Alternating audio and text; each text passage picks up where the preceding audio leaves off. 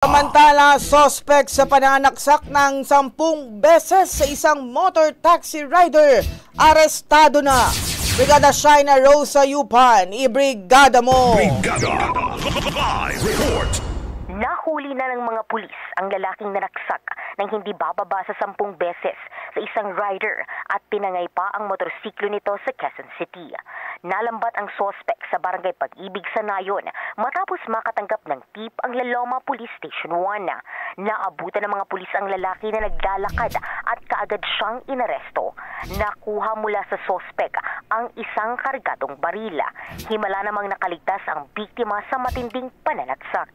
Inihahanda na rin ang kasong frustrated murder laban sa sospek.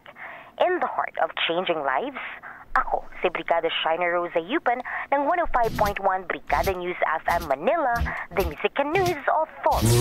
Ang bahaging ito ay hatid sa atin ng Fast Relax. Tanggal ang sakit, ora mismo.